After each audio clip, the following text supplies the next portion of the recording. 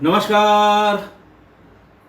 आज मैं फिर आपके सामने अपराध की एक और घटना लेकर आया हूँ। आज के अपराध की घटना भी हालिया है, 3-4 महीने पहले की है। विभत्स है, जघन्य है, निंदनीय है और रेयरेस्ट ऑफ रेयर की कैटेगरी में आती है। उत्तर प्रदेश का जिला है औरैया। औरैया के आयाना थाने से एक गांव से कुछ लोग थाने पर पहुंचे। तारीख थी 24 मार्च 2023। लोगों ने यह बताया कि उनकी 8 साल की बेटी शाम को खेतों में पशुओं को चराने के लिए गई थी, लेकिन नहीं लौटी। ये बात करीब 11 बजे के आसपास, रात में 11 बजे आयाना थाने को बताई गई। खबर हुई, क्षेत्राधिकारी, एडिशनल एसपी और एसपी चारू निगम बहुत डैशिंग, डायनेमिक और महिला अधिकारों के प्रति सतर्क पुलिस अधीक्षक है। ये थोड़े दिनों के लिए जब मैं एसएसपी सहारनपुर था तो ये वहाँ कांवड़ मेले में उनको एक हफ्ते की ट्रेनिंग के लिए भेजा गया था और तब से मैं चारू निगम को जानता भी हूँ और इसके संपर्क में भी हूँ। चारू निगम भी पहुँची। उनकी समझ में आ गया कि कुछ गड़बड़ जरूर है। बच्ची की उम्र सिर्फ 8 साल। खैर, 4-5 टीमें 2-3 थानाध्यक्षों को मिलाकर बनाई गईं और जहां पर वो हमेशा खेतों में पशु चराने के लिए जाती है, वहां पर एक इंच की तलाशी लेने के लिए या एक इंच पर खोजबीन करने के लिए ये टीमें लगाई गईं। रात के समय में बहुत ज़्यादा कारगर होता नहीं सर्च ऑपरेशन इस तरह का। बहरहाल सुबह सूरज की पहली किरण के साथ ही सभी टीमों ने अपना काम शुरू किया। 25 मार्च दिन शनिवार दोपहर होते होते गन्ने के एक खेत में कुछ खून के गहरे धब्बे मिले। ऐसा लगा जैसे यहां बड़ी मात्रा में खून रिस कर जमीन में गया हो। सैंपल लिए गए और ये भी देखा गया कि जमीन में काफ़ी गहराई तक ये खून, यानी लगातार रक्तस्राव हुआ होगा और उसमें मिट्टी में वो खून उसने सोख लिया होगा या वो नीचे चला गया होगा। थोड़ी सी आशा हुई कि ऐसा लगता है कि आसपास ही कुछ गड़बड़ जरूर है। 25 मार्च 2023 की शाम होते होते उसी खेत के पास एक गड्ढे में, जहां ताजी खोदी हुई मिट्टी और गन्ने के सूखे पत्ते और हरे पत्ते ऊपर डाले गए थे, थोड़ी सी गहरी जगह आप जानते हैं जहां मेड़ होती है, जहां 2 खेतों का मिलन होता है, पानी लगाने के लिए जो जगह होती है, पानी की धार से वो थोड़ी सी नीचे हो जाती है, गड्ढानुमा बन जाता है। ऐसे ही एक गड्ढे में ये जो संकेत हैं वो मिले। ढूंढने वाली टीम ने ऊपर के सारे पत्ते, हरे पत्ते, सूखे पत्ते सब जैसे ही निकाले, वैसे ही उन्हें ताजी मिट्टी दिखाई पड़ गई। फावड़े से खोदा गया, बच्ची की लाश उसी मिट्टी में दफन थी। पूरा गांव इकट्ठा हो गया। बच्ची के शव को बाहर निकाला गया। बच्ची का शव बिल्कुल नग्न अवस्था में था, बुरी तरह से क्षतिग्रस्त था। शरीर का कोई भाग ऐसा नहीं था जिसमें नोचने और खसोटने के निशान नहीं पड़े थे। पुलिस के लिए बहुत ही गंभीर चैलेंज था।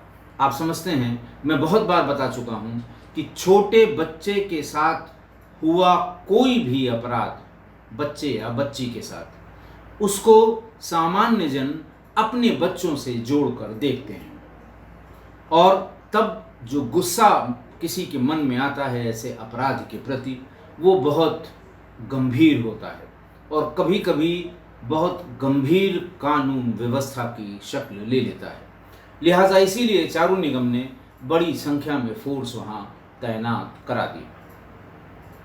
खैर, बड़ी कोशिश की गई, वहाँ का डंप डाटा लिया गया, तमाम नंबर जो डंप डाटा में निकले उसको बहुत जल्दी कोशिश की गई ये जानने की, जल्दी कोशिश की गई ये जानने की कि कौन कौन से नंबर उस समय एक्टिव थे।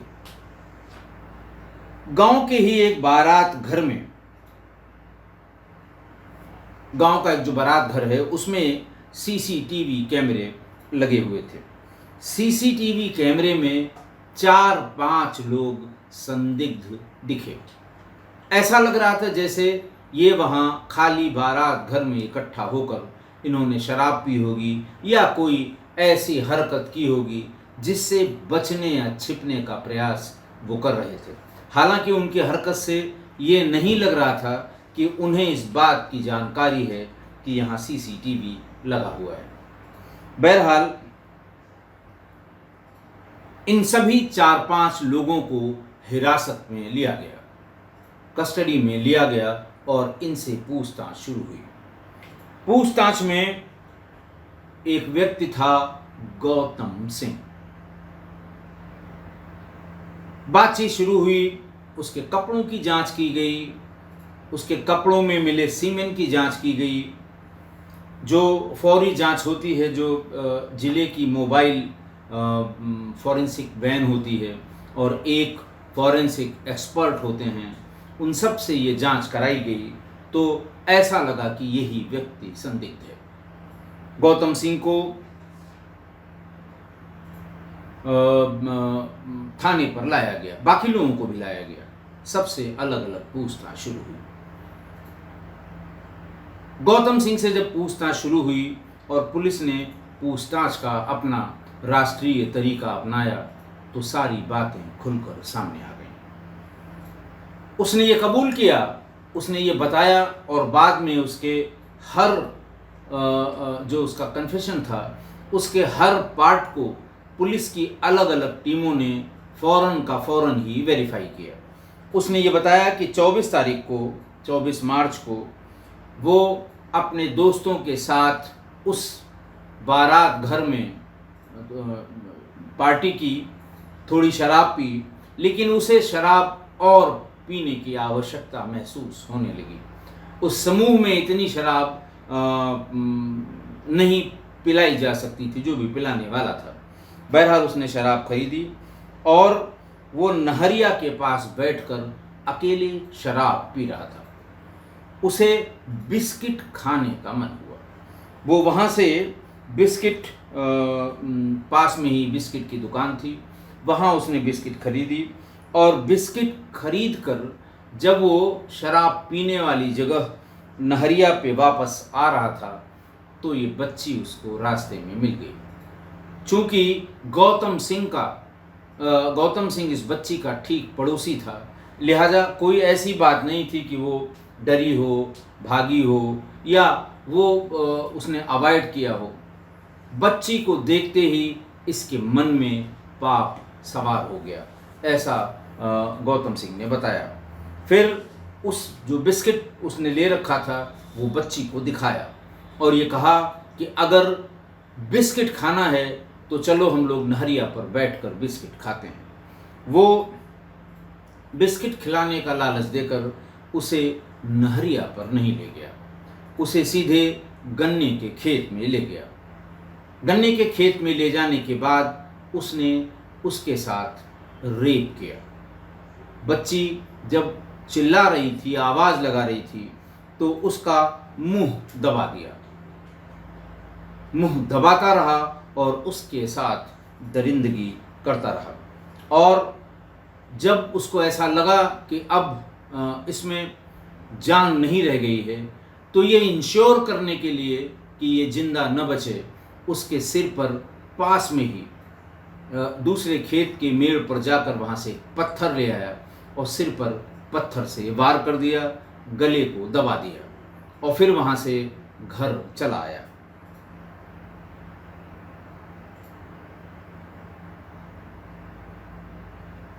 उसके बाद वो बच्ची के घर के आसपास ही वहाँ देखा कि लोग भाग रहे हैं, दौड़ रहे हैं, परेशान हैं, बच्ची को ढूंढ रहे हैं। घर वालों के साथ उसने भी बच्ची को आसपास ढूंढने का प्रयास किया। और जब उसको लगा कि पुलिस और जो गांव वाले हैं वो भी लगभग अब उसी खेत के आसपास पहुंच रहे हैं या जाने वाले हैं या ढूंढने वाले हैं, वो फौरन भागकर खेत पर गया। बच्ची का शव बीच खेत में पड़ा हुआ था। उसे बड़े गन्ने की आड़ में ही वो अपने कंधे पर लाद कर पास के उस गड्ढे पर ले गया। गड्ढे की वो गीली मिट्टी को हाथ से उसने खुरच कर बच्ची को उसी गड्ढे में डाला, ऊपर से ताजी मिट्टी डाल दी और गन्ने के पत्ते, सूखे पत्ते और तमाम चीज़ें लाकर उसके ऊपर डाल दी कि अगर पुलिस की टीम इधर आती भी है तो उसे इस बात का पता बिल्कुल नहीं चलेगा कि यहाँ पर उस बच्ची की लाश है। बहरहाल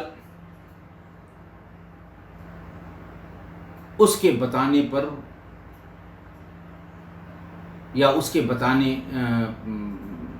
वाली जगह पर कब पहुंचा, कितनी देर में चला, बच्ची कहाँ मिली, कब वो वहाँ से वापस घर आया, इन सब चीज़ों की तस्दीक की गई तो बात बिल्कुल करेक्ट निकली। बहरहाल अगले ही दिन यानी 25 तारीख को जब बच्ची की लाश मिली थी तो 26 तारीख को ही इसे 25 तारीख को रात में इसे पकड़ लिया गया था सीसीटीवी फुटेज के बाद। 26 तारीख को इसको मजिस्ट्रेट के सामने प्रस्तुत करने के लिए ले जाया जा रहा था। तभी जिस गाड़ी में ये बैठा हुआ था उसमें बैठे हुए सब इंस्पेक्टर के पिस्टल को छीनने की कोशिश की और इसी प्रयास में जब वो भागने की कोशिश कर रहा था पुलिस वालों ने इसको भागने से रोकने के लिए गोली चलाई जो इसे लग गई। बहरहाल ये अस्पताल ले जाया गया और अभी भी जिंदा है। ये तारीख बताई मैंने 26 मार्च को। बहरहाल इसी बीच 26 तक पोस्टमार्टम रिपोर्ट भी उस बच्ची की आ गई और पोस्टमार्टम रिपोर्ट में बच्ची के वहशीपन, बच्ची से जो वहशीपन हुआ है उसकी पूरी कहानी पोस्टमार्टम रिपोर्ट में दर्ज है। उसके प्राइवेट पार्ट्स को बुरी तरह से उसने नोचा, खरोचा या डैमेज किया। उसके दोनों प्राइवेट पार्ट्स बुरी तरह से क्षतिग्रस्त थे और ऐसे क्षतिग्रस्त थे कि चोटों के निशान को एक एक करके पोस्टमार्टम में लिखना भी मुश्किल था पोस्टमार्टम करने वाले के लिए। उसके शरीर का कोई हिस्सा नहीं बचा था जिस पर नाखून के निशान न हो। शरीर के अलग अलग दीगर हिस्सों में दांतों के काटे हुए के निशान थे। हर जगह दरिंदगी ही दरिंदगी भरा हुआ है पोस्टमार्टम एंटीमार्टम रिपोर्ट्स के डिस्क्रिप्शन से। उसका मुंह इतनी तेज से दबाया गया कि वो काले पड़ गए थे और बच्ची का खून जम गया था। इसकी वजह से उसकी आर्टरीज ब्लॉक हो गई थीं।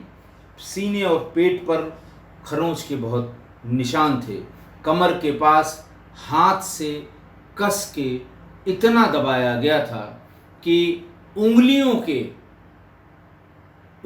के दबाव से उंगलियों जैसे काले निशान, नीलगु निशान जिन्हें कहते हैं, वो पोस्टमार्टम रिपोर्ट में अंकित हैं। ऐसा और उसके बाद फिर अंतिम में सिर पर पत्थर के मारे जाने का भी चोटें आई थी। रिपोर्ट के हिसाब से हैवानियत करते समय बच्ची के दोनों प्राइवेट पार्ट्स डैमेज हुए, यानी उसके साथ नेचुरल और अननेचुरल सेक्स किया गया इस दरिंदे के द्वारा। और ज़्यादा ब्लीडिंग की जो पहली जगह पर जहाँ से पुलिस को यह आशंका हुई थी कि बॉडी या लड़की आसपास होनी चाहिए, वहीं पर इतनी ब्लीडिंग हुई थी कि संभवतः उसी समय बच्ची की मृत्यु हो गई होगी। लेकिन फिर भी उसने बच्ची का गला दबा दिया था। ट्रायल हुआ 26 मार्च से लेकर और आज 28 जून के बीच में ट्रायल कंप्लीट हो गया।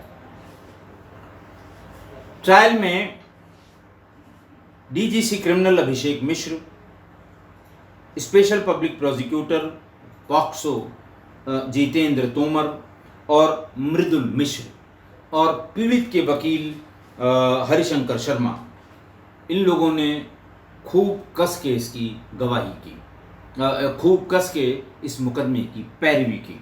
गवाहों को सही समय पर भेजने की जिम्मेदारी एसपी चारू निगम की थी। चारू निगम ने, जिसे कहते हैं ना कि दिल लगाकर, मन लगाकर इस मुकदमे की पैरवी कराई।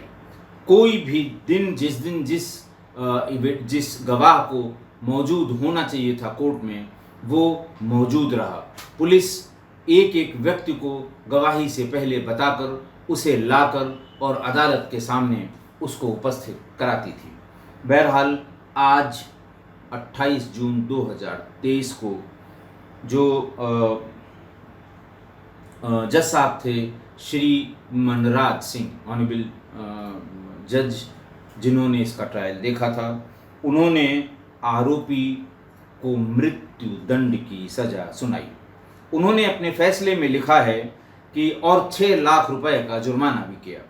उन्होंने अपने फैसले में लिखा है कि दोषी को तब तक फांसी पर लटकाया जाए जब तक उसकी मौत न हो जाए। शायद यही लैंग्वेज है फांसी या कैपिटल पनिशमेंट दिए जाने की।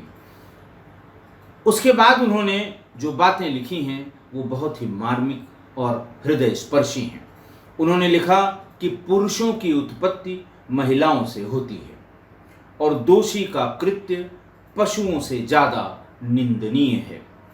उन्होंने आगे कहा कि लड़कियां अगर खुले में नहीं घूम सकती तो फिर उनके लिए कौन सा स्थान है।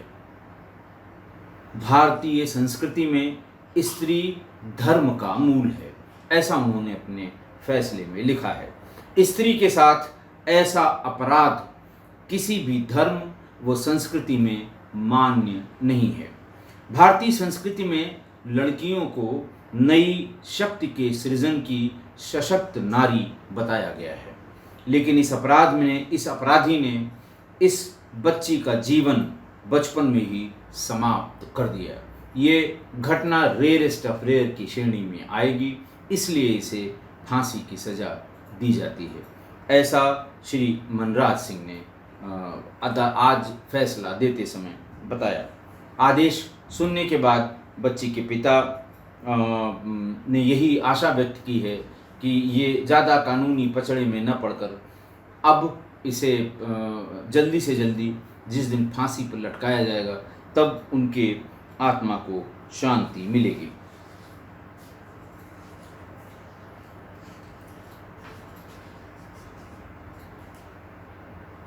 पोस्टमार्टम रिपोर्ट में बच्ची के शरीर के ऊपर जितनी चोटें थीं उतने ही अंदर भी थी। मैंने बताया ना कि पूरा जो पोस्टमार्टम पढ़ेगा, पोस्टमार्टम नेट पर उपलब्ध है, आप पढ़ सकते हैं, जो भी पोस्टमार्टम पढ़ेगा उसकी आंखों के सामने ये सारी इंजरीज तैर जाएंगी और जब सब इंजरीज को आप मिलाएंगे तो आपको समझ में आएगा कि ये शैतान, ये हैवान, ये नरपिशाच, ये कैसा कुकृत्य इसने इस छोटी सी मासूम बच्ची के साथ किया था।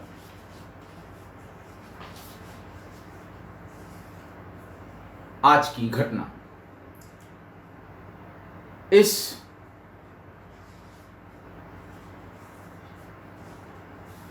गौतम सिंह, ये अपराधी, ये घोर अपराधी, इसके लिए जो भी शब्द आप इस्तेमाल करें वो कम होगा, छोटा होगा।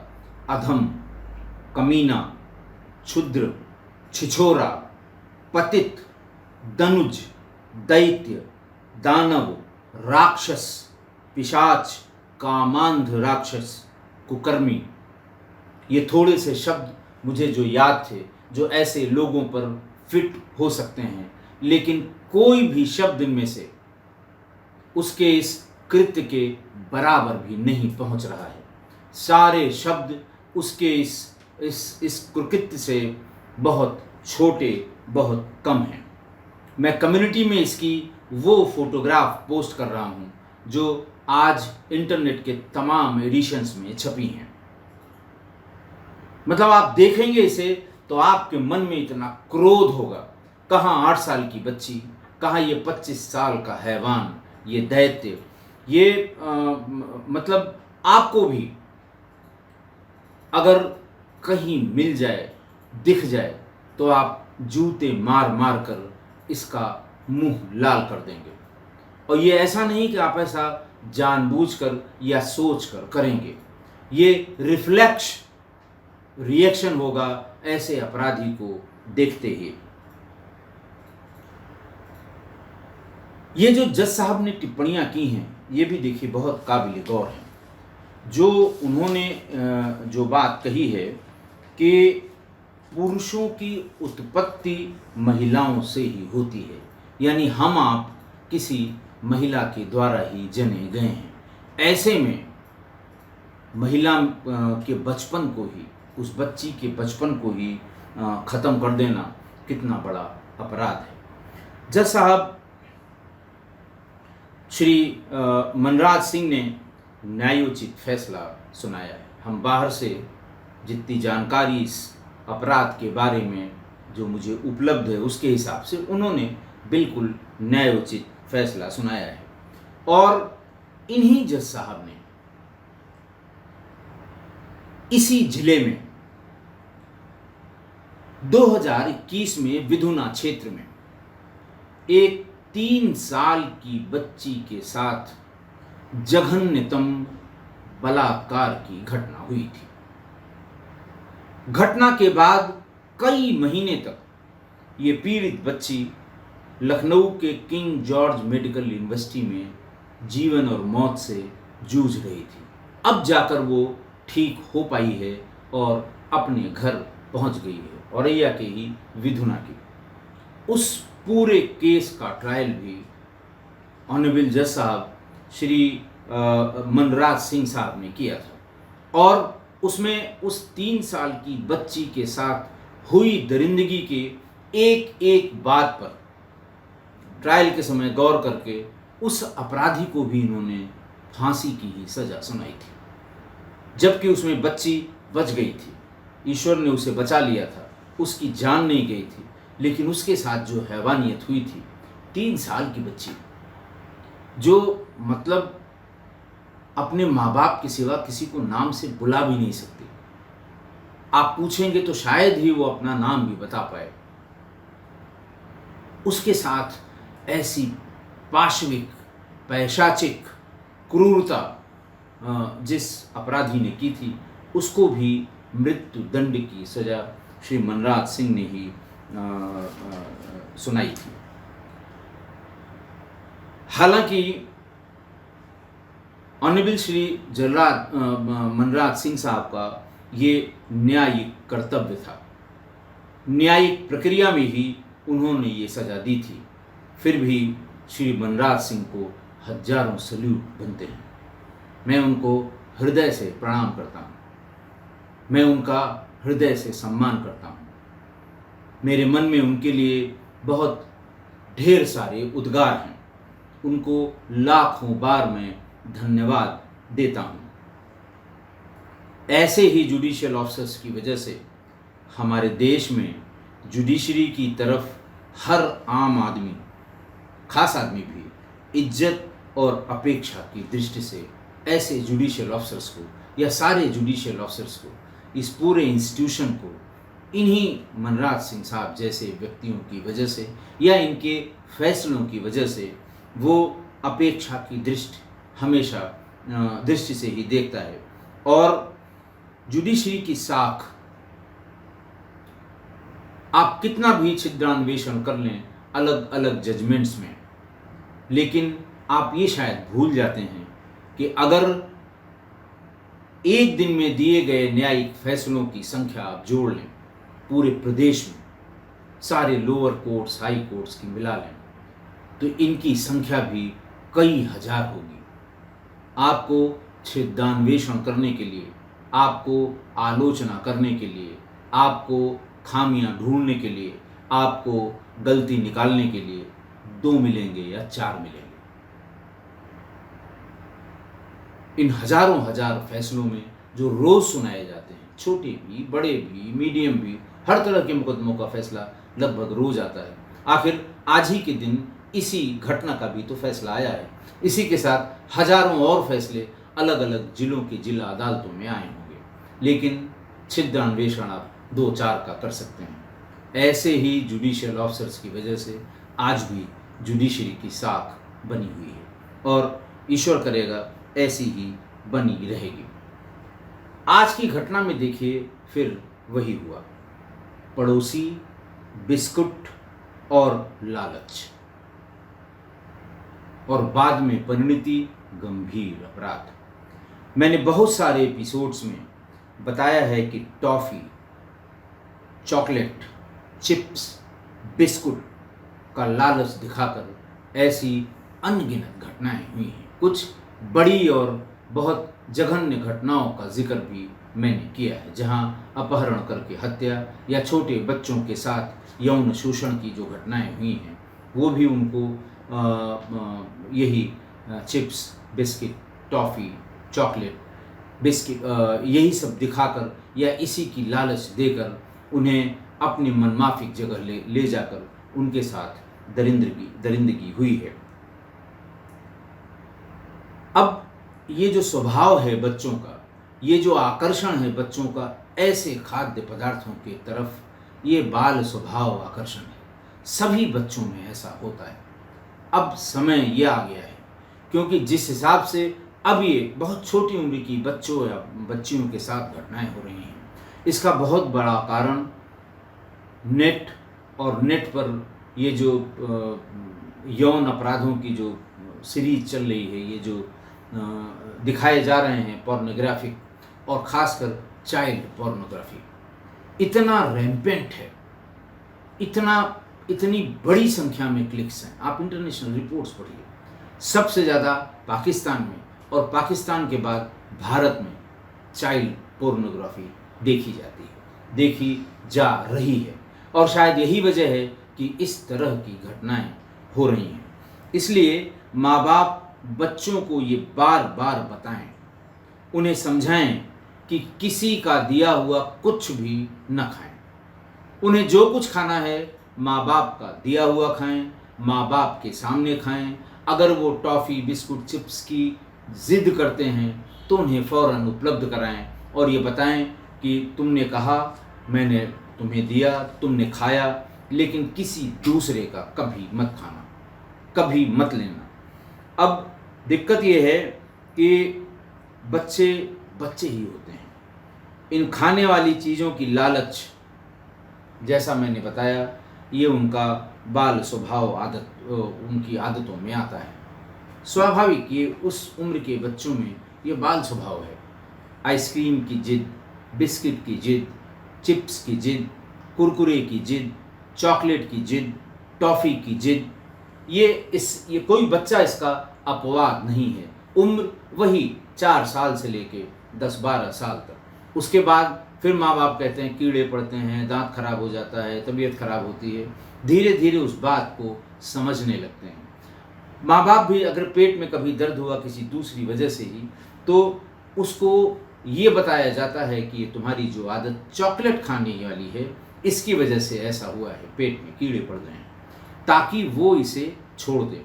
कहने का आशय ये कि बच्चों में ये उनके स्वभाव में है, इस उम्र के जो इस रेंज में जो बच्चे होते हैं, लेकिन उन्हें अच्छे से समझाने की आवश्यकता है कि तुम्हें जो खाना है हम दिला दें, लेकिन किसी दूसरे के हाथ का दिया हुआ या देने की लालच पर आप कहीं न लेंगे न कहीं जाएंगे। अगर कोई जिद करके देता भी है तो ये बताइए कि मैं मम्मी को दिखाकर ही खा पाऊँगा, इसे मैं ऐसे अकेले नहीं खा सकता। यही एक सावधानी है जो की जा सकती है। आशा है आप मेरी इस बात से सहमत होंगे। आज के लिए इतना ही। बहुत बहुत धन्यवाद।